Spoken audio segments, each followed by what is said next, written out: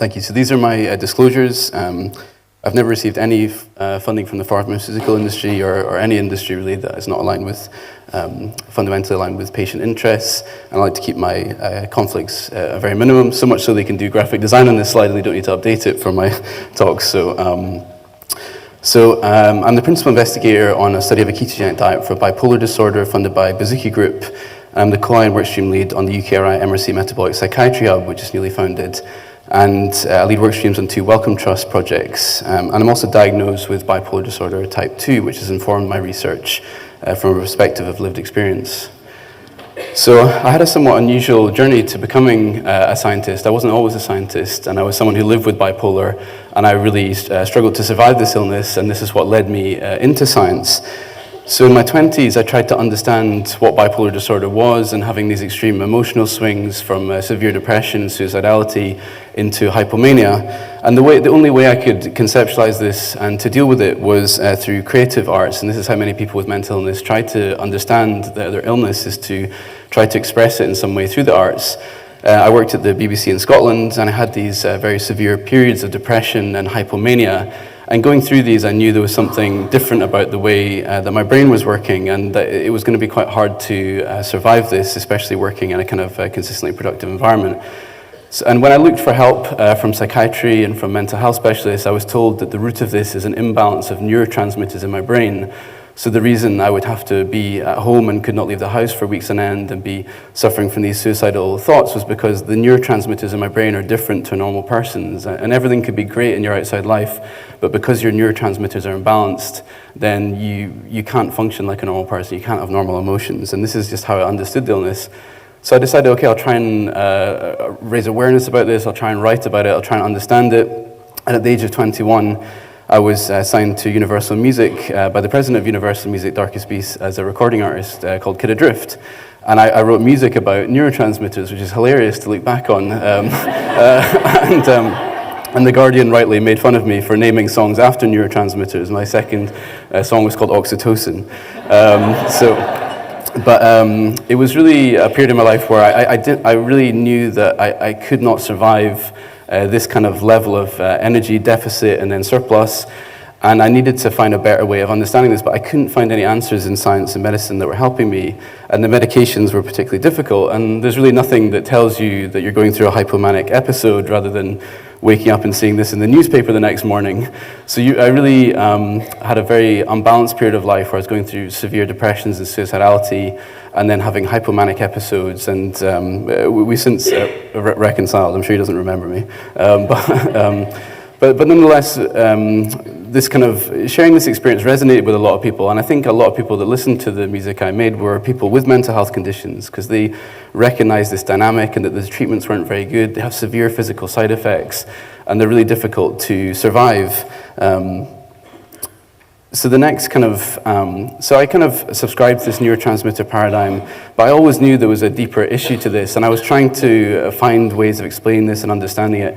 But the way I can describe depression with these serious mental health conditions is it's more like oxygen deprivation. It's like you're living on 70% the normal level of oxygen all the time, and you just have to try to survive it.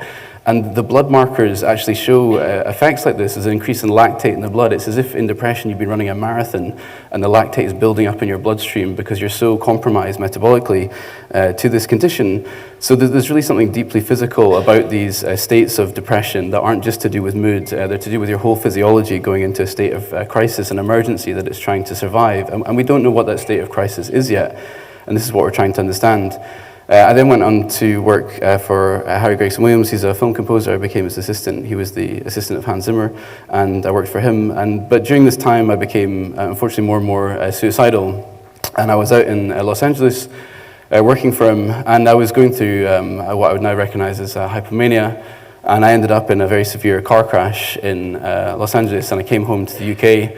And I went into this period for about a month where I was in bed and I didn't leave bed. I was going through very severe suicidal type of depression, and my wife became very concerned. And this was the first time in my life that I hit the wall with this illness. I knew I cannot survive this illness. I was unemployed. I was unable to work. My physical health was declining. I was putting on lots of weight, becoming very unwell. And the hardest thing about it is I was living in this village called Syresham in England with my wife, and I kind of noticed at one point that she saw that I couldn't be a provider for a family, that I couldn't sustain a career, and I couldn't be stable enough to have a family. And that was a point where this was like the lowest point for me, because there's a lot of shame and humiliation that comes with being able to be functional for periods of times, but not able to function for other periods. And this was a point that I knew I have to try something. I have to try everything I can to get better.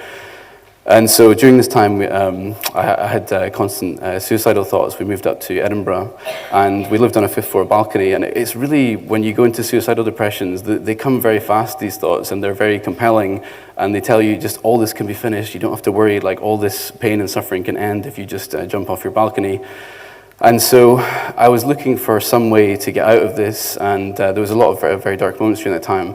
But physical health wasn't a frontier that I'd explored. There was no paradigm I could see where physical health could affect neurotransmitters in your brain in a profound enough way to make you well from a condition like this.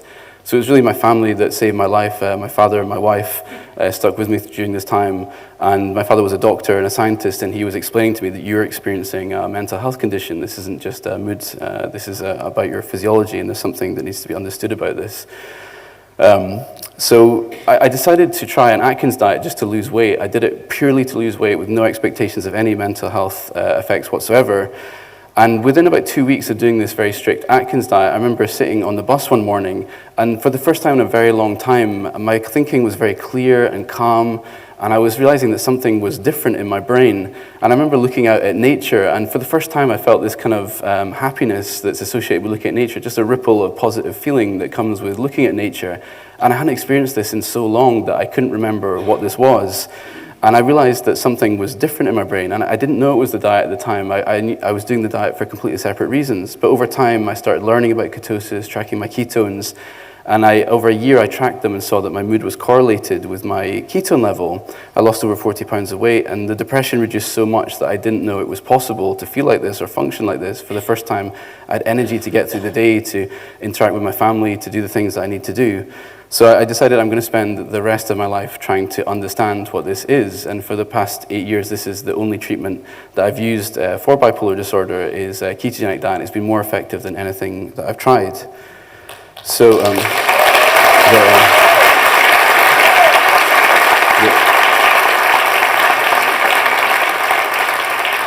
So to cut a long story short, I went back to university and decided to study this. I spent all my time researching this, but nobody would fund it at the time. Nobody was interested in it. This was about 6-7 years ago. And so I had to get a job. So I got a job at a company called Rockstar Games in Edinburgh, who make a game called Grand Theft Auto. I worked in their music team. And I used this to fund doing my research, and I worked till 2 in the morning every day, and then did half of my PhD funded by working at this company. And this kind of level of energy that I had and productivity allowed me to become the music producer for this company. But I still wanted to do full-time research on this because I found it so compelling. So I completed my studies, my PhD, and went to try and find research funding. And nobody was interested in this time. There was nobody working in this area. But I needed to understand, why did fixing my physical health help my mental health so much? So my father is a doctor and a scientist, and we've been through this journey as a family, and this is something that we'd really suffered through. So we decided we're going to commit to trying to understand what is happening here and telling others about it. So we published papers, we went and we were rejected from every grant application we put in, every funding application. But eventually we met Professor Daniel Smith, a psychiatrist in Edinburgh. Many psychiatrists wouldn't listen to us about this, but he said, I'll give you a shot at doing a pilot trial if you can get some funding. And then just around the same time, we met Jan Bazuki, and she told us that her son Matt had been through the same journey. He had severe bipolar disorder, many hospitalizations, and he got completely well doing this diet, and she wanted to fund research on it.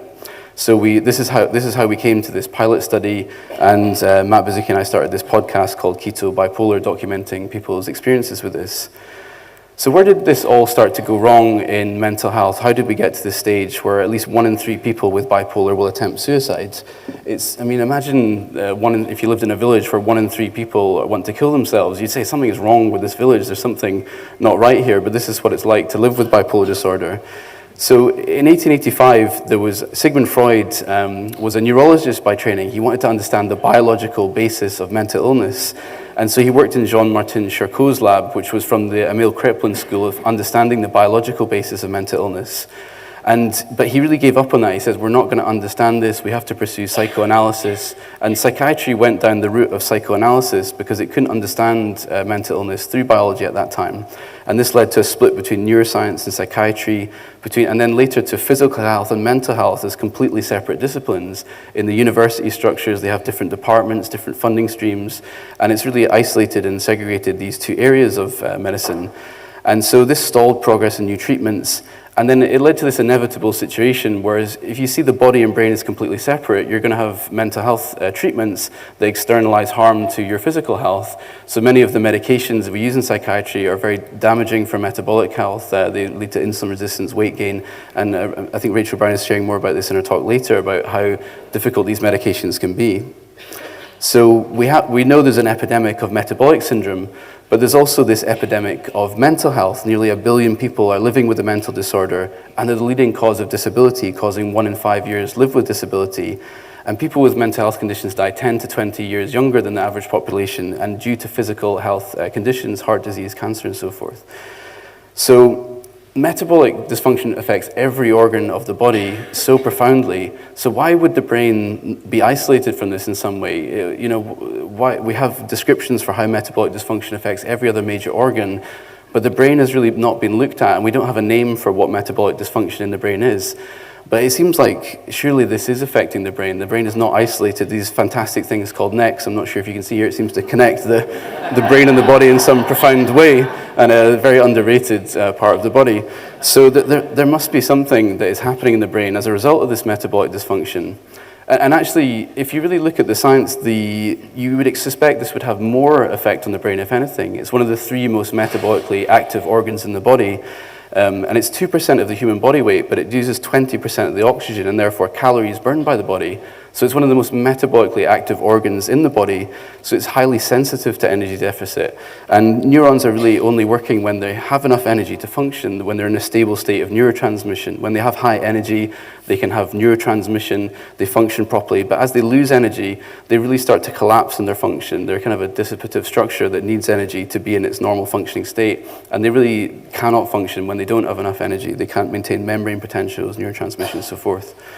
So there's also well understood links between metabolic dysfunction and serious mental illness. So people with serious mental illness are 3 times more likely to have obesity, 2 to 3 times more likely to have type 2 diabetes, and 2 to 3 times more likely to have increased cardiovascular disease.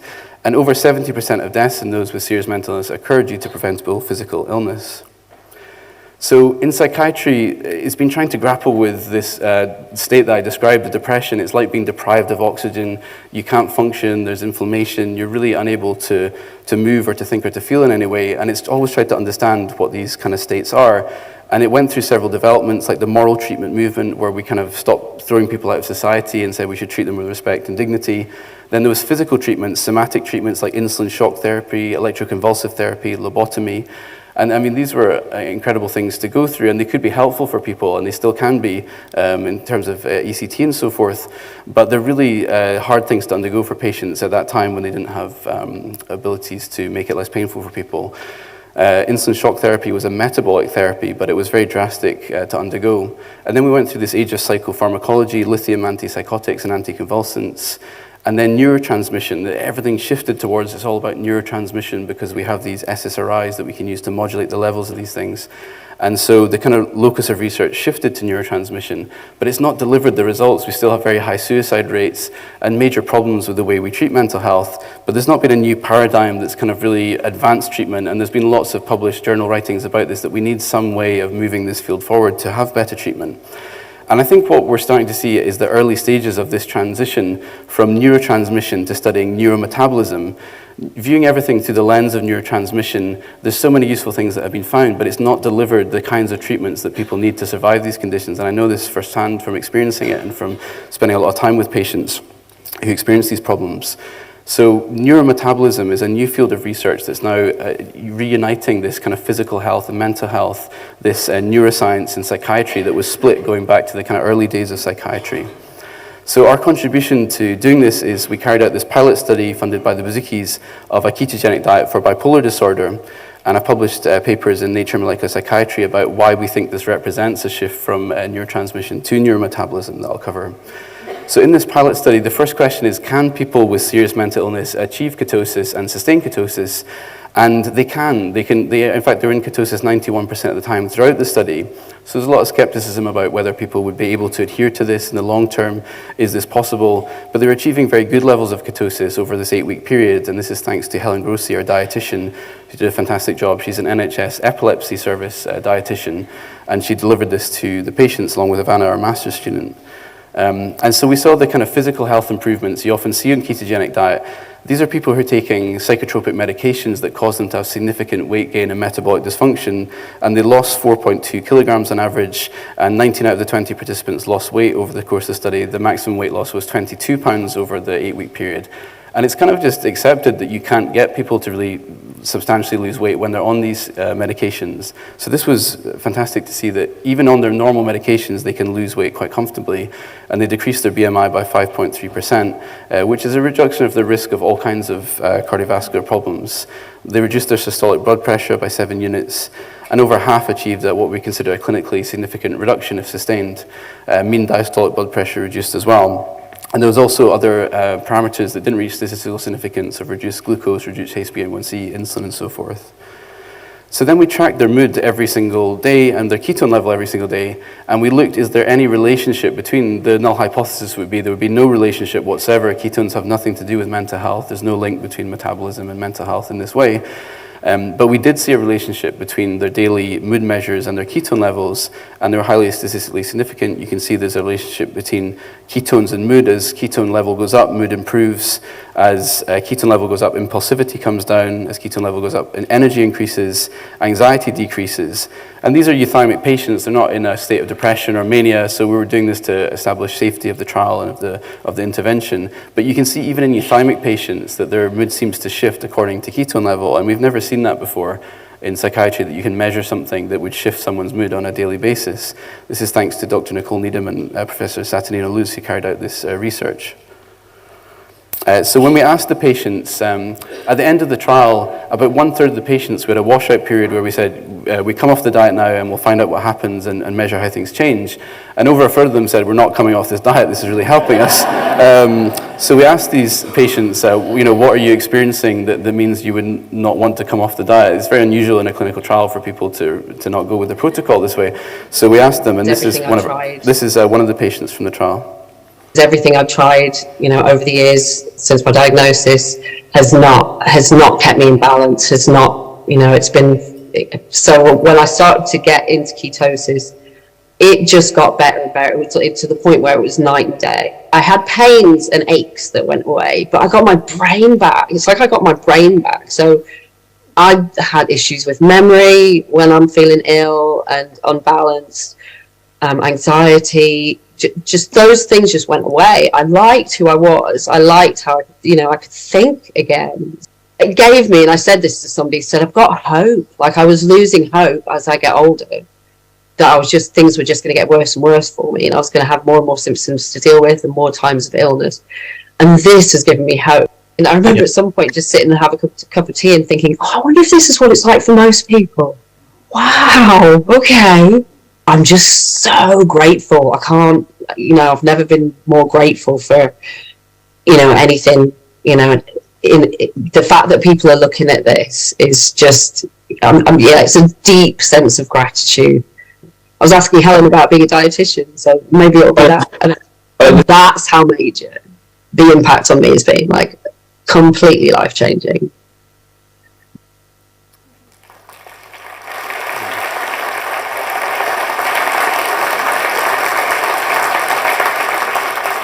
So it's important to mention that you never see responses like this in psychiatry. This is really unusual, especially for physical health to improve with mental health.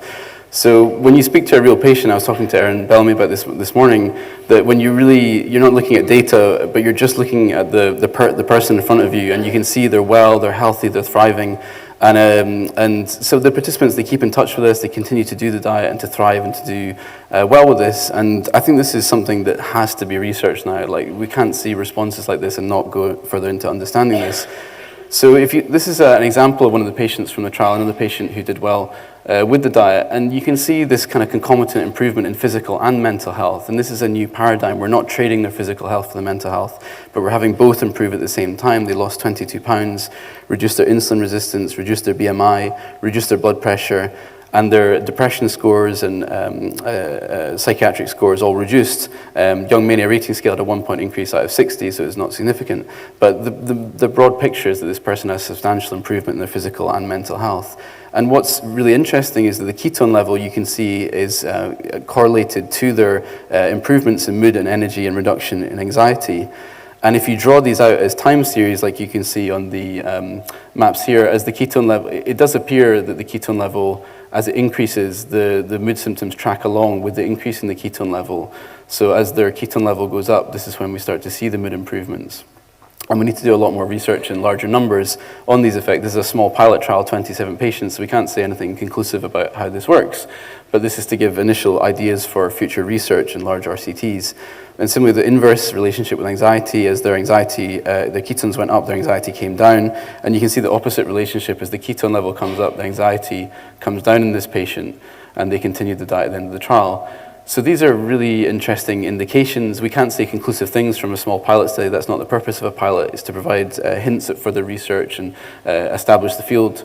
But these are certainly very interesting areas for further research. So we also did brain imaging. We did magnetic resonance spectroscopy, and we looked at glutamate in the brain, which is a significant marker of bipolar disorder and epilepsy. And we saw a significant reduction of glutamate in 2 of the brain regions that we studied. And if you look at the kind of systematic reviews and trials of things like anticonvulsant psychiatric medications, the largest effect we could find was 6.6% in a trial of lamotrigine, and we saw 13% and 9% reductions just using diet for 8 weeks in these participants. So how is a diet shifting something so profound as a level of glutamate in the brain, of this very fundamental aspect of brain function? So this is, I think, where this starts to get really interesting, because ketogenic diet is an anti-seizure intervention, and we use anti-seizure medications to treat psychiatric conditions. You may have heard Dr. Palmer or Georgia E. talking about this. But we use things like carbamazepine, valproate, and lamotrigine to treat mental health conditions. And ketosis is obviously a metabolic therapy for epilepsy. It has 13 randomized controlled trials over 100 years of clinical use. So there's a link between the treatments we normally use for mental health and epilepsy, and now we see that this other epilepsy intervention is being useful for mental health. So what can we learn about the similarities between how the drugs work and how this diet works? What can that reveal about the condition? They both have episodic occurrence, they're comorbid, people with epilepsy often have bipolar and vice versa. There's similar biomarkers like increased lactate in the blood and altered glutamate and GABA in the brain. So we'll go through this quickly, but basically glutamate is increased in bipolar disorder, so the level of glutamate in the brain is higher in bipolar disorder, and reduction of glutamate is considered a marker of response to treatment and other therapies. And similarly in epilepsy, glutamate is a very important aspect of epilepsy. It's raised in the brains of people with epilepsy. And so we're seeing early studies now, including our pilot trial, that show that ketosis downregulates glutamate in the brain. It downregulates glutamate metabolism. And it's been suggested this is important for seizure reduction. You can actually cause seizures, I'm not a fan of these studies, but they can cause seizures in mouse studies through glutamatergic mechanisms. So they're an important aspect of seizure function. But could this also explain why we're seeing mood stabilization in bipolar disorder? So look at this. This is Hans Krebs, who I'm sure you're familiar with the Krebs cycle, the citric acid cycle, mitochondria. And I know Maurice talks about this at PhD conferences. And I think that when he first looked at glutamate in the brain, he described it as a metabolic substrate in the brain back in 1963. And Hans Krebs won the Nobel Prize. He's a fantastic scientist. And his main focus of research was not as glutamate as a neurotransmitter. He looked at it as an energy source in the brain. And it was only in the 1960s, 1980s later on when we had all this SSRI development that we changed the focus to looking at glutamate as a neurotransmitter. It was always studied as a metabolic substrate in the brain. So the primary marker of bipolar disorder and epilepsy is a metabolic substrate that's active in the brain. And we've kind of configured it to be a neurotransmitter in the 1980s. It does have those functions, but it wasn't the original focus of research. And so I think we need to go back to where we started and reconsider the role of glutamate as a metabolic substrate in the brain. And I have a paper on this that I submitted to Nature Molecular Psychiatry, which is a top 10 neuroscience journal. And they peer-reviewed this and published this, and this is the mechanisms of action of ketosis and how they relate to anti-seizure medications. So this is this is how energy is produced in the brain. It's the tricarboxylic acid cycle, and it's a cycle that generates ATP in the mitochondria. But when you have glucose metabolism being blocked, ketones can come into this cycle as an alternative fuel source, but also glutamate comes into this same cycle as another kind of alternative fuel source. And these mechanisms are similar to how seizure works in epilepsy. You have this impaired glucose metabolism. During a seizure, there's a rapid burning of glucose. It increases 5 times the normal rate. Glycolysis up-ramps 5 times the normal rate to fuel this high energy in the brain.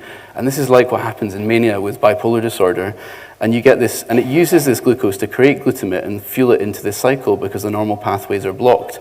So this is a way that the brain adapts to impaired metabolism. When the brain can't metabolize glucose properly, it has to take these alternative kinds of pathways.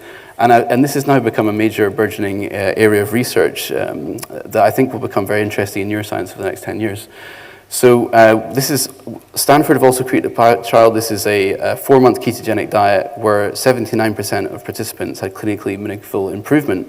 100% reversed their metabolic syndrome if they had it, and 10% reductions in weight gain. There was also, of course, the Georgia Eid study with Dr. Danan showing the same kinds of improvements. And there's now probably about 14 or 15 other trials in psychiatry with ketogenic diet happening, which is fantastic to see.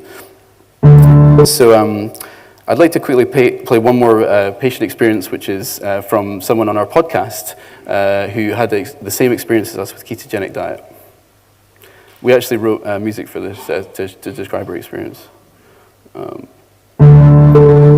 was at rock bottom. I just said, I cannot live another 40 years like this. This is not sustainable. I am tortured beyond belief. The darkness and it's so dark. Unless you've been there, you really don't understand. You were really in a living hell. You're really in a living hell.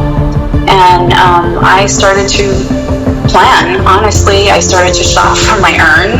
I started to plan how I'm going to convince people to let me go. This is inhumane for anybody to expect me to go on like this.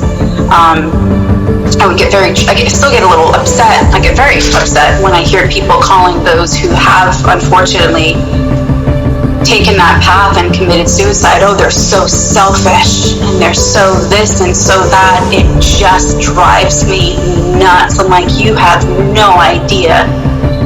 So fast forward, I said, okay, I'm going to learn everything about this keto diet, and I dove in. I just became absolutely obsessed with it.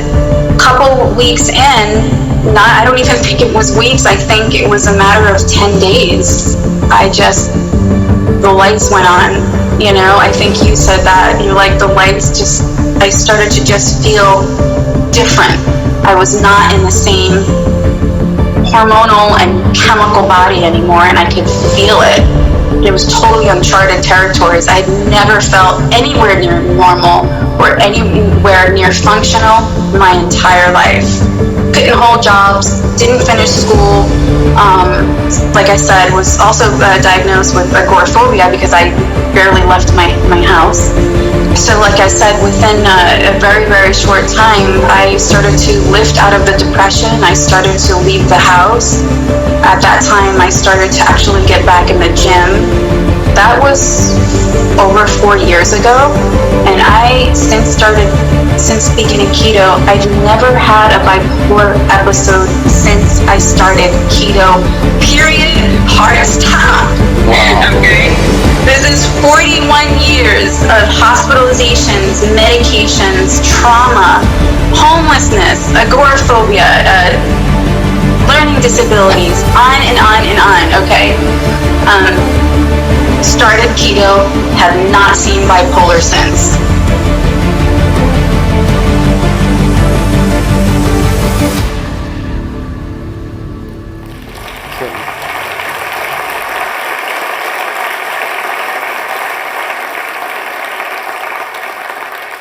So that was from our podcast, Keto Bipolar, with Matt Bazuki, and we have a full interview with her and 25 other patients describing their experiences with keto and mental health. And we now surveyed over 100 patients that's coming out in a publication. And we're working on with Erin Bellamy that's coming out in a couple of months' time. So there's a large patient movement. Metabolic Mind YouTube channel has over 1 million views now, and there's really a kind of surge of patients coming forward to share their experience with this. Not everyone has the dramatic response that Mia describes and I've had, but people have varying degrees of benefit, and it's important that we be sensible and not say this is going to fix everyone, not have people rushing into ketogenic diet. The more sensible we can be, the more longevity this will have and the more people it can benefit. There'll be some people who do fantastically well with this, some won't, and we need to be honest about the difficulties with doing a ketogenic diet in the long term if you have these conditions, and we need to work on that and provide support for people, and that's what will make this sustainable in the long term, is being as sensible as possible about how to promote this to people with mental illness. So we don't have a lot of time to talk about this, but this is another paper we had in Nature Translational Psychiatry. And we're pointing out that the way that the medications we already use to treat bipolar disorder work through metabolic pathways. So this is a systematic review of the effects of lithium in bipolar disorder. These are all the targets that lithium acts on. And when you look at this diagram, this is an insulin signaling pathway. So many of these overlap with metabolic functions. And so you can see effects on GSK3, the phosphatidylinositol cycle, PKC. And these are all metabolic pathways that are relevant in the brain. And since we published this paper, we had Daniel Drucker. He invented GLP-1 and won the Wolf Prize for his research in metabolism. And he tweeted this with his followers, and it's become a highly cited paper since this, in this area of metabolism and neuroscience and psychiatry.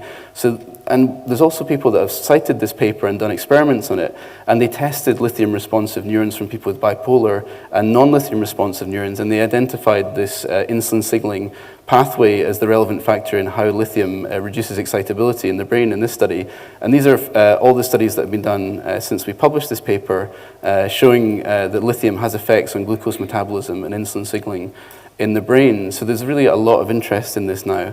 And this has led to our next steps, which is to set up future research and trials. We're at the early stages of doing pilot studies in this. We can't say conclusive things about ketogenic diet and metabolism until we have large RCTs and a larger movement of patients to establish this. So what we want to do is do large RCTs and trials to establish an evidence base that's ammunition for people who want to use this with patients, that know this can benefit people in their family, for example. So all of this is to fuel the work of people that are in this audience that are clinicians, that are therapists, that we can provide evidence base that helps you to do your work.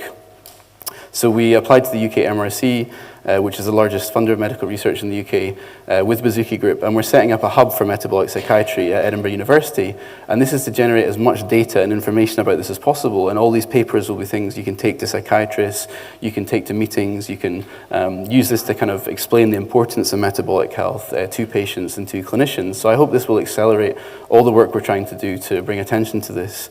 So we have work streams on genomics and causal inference. We're going to look at genetic databases. And we've already seen these associations between obesity and serious mental illness in genetic studies, health informatics and data science. So we're exploring large data sets to look at these associations over tens of thousands of people with serious mental illness. We've done this in Scotland already and seen these kinds of associations with type 2 diabetes. We're doing a 12-month study with metabolic biomarkers where people are wearing CGMs and all kinds of tracking devices to measure the metabolic health and mental health and compare these. We're doing patient-prioritized testing of metabolic interventions. We're doing small, rapid pilot studies of things that are, some of these are already approved. Metformin is already possible to use in practice. Ketogenic diet. We want to really explore all the different metabolic interventions that could be useful for people with serious mental illness and roll these into larger trials. AI and machine learning is a big part of this hub of making the most of this data. And at the heart of everything we're doing is patient experience. We have a panel of patients that inform the research, and we do research prioritization exercises that inform and define what research we'll do. So this will always be focused towards patient benefit. We're not going to go back to spending millions and millions on trials and not developing something that actually helps real people. We want to see people like in the video from that trial that you can see this as a healthy, thriving human being. We don't want to go back to this kind of dark age of no new treatments, no progress, heavy side effects. This has to be focused on something that's actually going to benefit patients. These are our partners, universities around the UK that are part of the hub, and it's growing every week. This is co-funded by Bazooki Group, who funded our pilot trial and have really pioneered this field and launched it from a point where for many years we could get no support in this field, and they were the ones that kick-started this and made it happen because of their own personal experience. I'd like to thank the team that we work with at Edinburgh University, which is fantastic, and Rachel Brown is here today to present later on, and so many amazing psychiatrists, there's Cole Needham, Daniel Smith, Helen Grossi, Harry Campbell, Michael, so many amazing people that have made this possible, so I'd like to thank them very much for doing this. Thank you all.